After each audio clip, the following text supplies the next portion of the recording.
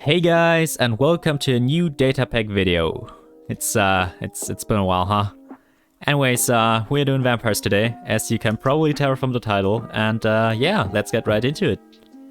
Now, to become a vampire, you will of course need a bite from another vampire. You can find one by simply looking for bats, because some bats are now actually vampires. Though we might as well use some spawn eggs for this one. Alright, there we go. And if this vampire hits you, you have a chance to get some sort of disease, as you can see here. And that simply means that you are now infected with vampirism. As you can see, you will get hunger for 10 minutes. And this hunger will actually grow as you progress in the vampire infection. Now, while you're only infected, you can always eat a golden apple to cure your infection, but this will only work if you're not already a vampire. But since we want to become one, I just infected myself again. Also, I just manually sped up the process. Normally it would take 10 minutes, but we should transform at any minute now. Alright, there we go. Now we are a vampire. And as you can see, it immediately turned way brighter because, of course, we got night vision as a vampire. Let's talk about your passives first. As you can see, you got night vision and strength, and you got full armor points despite wearing no armor at all. Also, your appearance changed, and you may wonder now because, well, maybe your skin looks entirely different and has its eyes in a completely different position. And for that reason, I implemented a little mechanic. You can simply go into your armor slot and drop the appearance item to modify the position of the eyes. I made a couple ones, and yeah. Also, you won't get any fall damage at all. Now, as a vampire, you can run much faster, and you also get this little smoke trail thing here, which looks pretty cool, I think. And what I didn't really plan, but was a cool effect, is that if you start sneaking now, you'll actually have a fast sneak. Now also, the key feature of being a vampire is probably that you can transform into a bat at any time. To do that, simply sneak in the air, like that, and you will transform. Now, the bat is pretty easy to control. In fact, you just need to sneak to ascend in the air, and if you stop sneaking, you will slowly hover down. Now, the bat is definitely not the fastest, but yeah, you can fly now. However, feeding as a vampire isn't really easy, because if you eat something normal, you will simply throw up and have no hunger points left. So to actually feed yourself, you need to drink blood, of course. You can do so by simply finding some villagers and press sneak to get your fangs out and hit them with it. And as you can see, we can restore our hunger with that. Now what you also can do is, if you have a bottle in your offhand, you can simply bite them and fill the bottle with it. So that way you can simply drink the blood at a later time. But those blood bottles actually have some more use cases, we'll get to that later. Now the biggest downside of being a vampire is that the sun will kill you now. You're fine if you're under a roof or something, but if you are in the sun you'll take huge amounts of damage, so better be aware of that.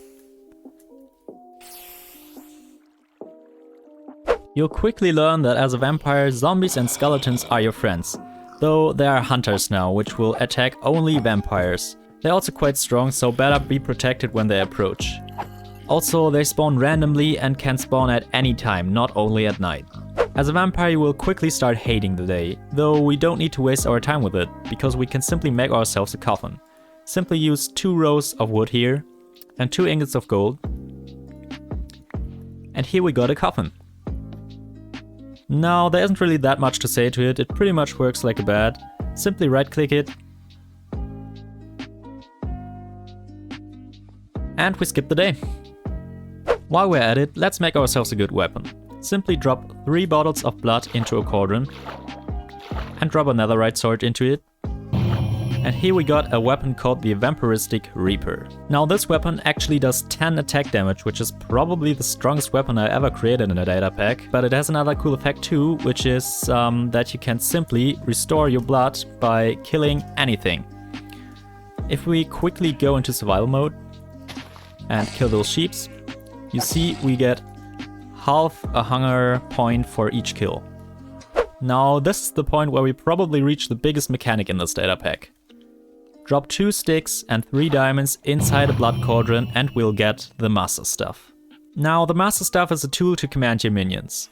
Though at this point we don't have any minions, so to get one, we need to infect a villager with vampirism. To infect a villager, simply sneak and press right click to switch to the infection mode.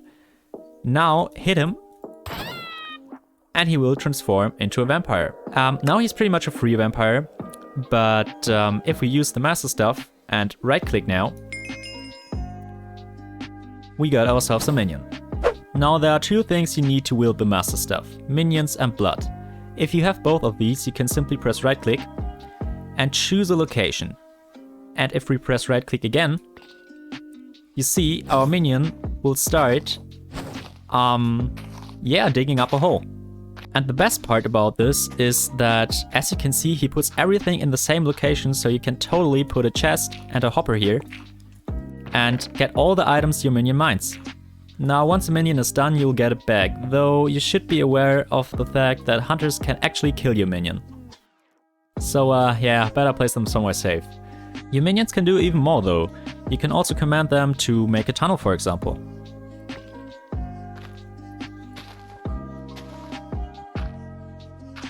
Or they can even cut some trees.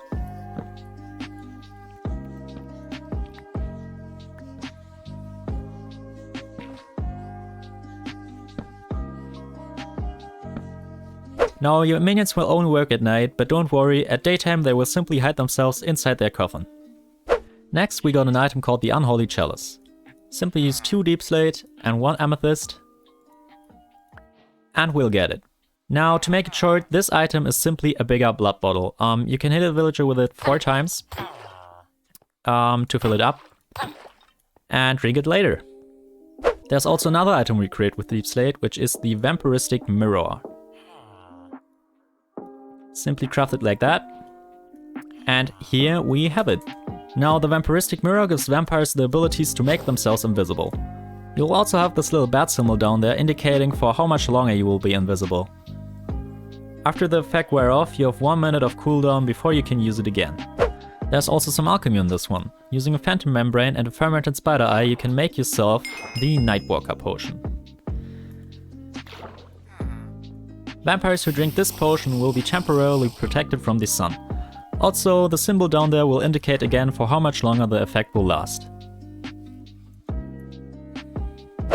Okay, last, let's cure ourselves. Use a golden apple, 4 glowstone dust and 1 ghast tear to get the Lifebringer potion. Simply drink this potion and you'll become human again. Now as always, there are a couple of functions you can use. Vampire's Become will make you a vampire. Vampire's Cure will cure yourself. And Vampire's Gift will give you all the items. Alright guys, so unfortunately we reached the end of this video, so if you liked it, leave me a thumbs up on this video and subscribe if you haven't already. I wish you all a beautiful day and we'll see each other in the next one. Bye!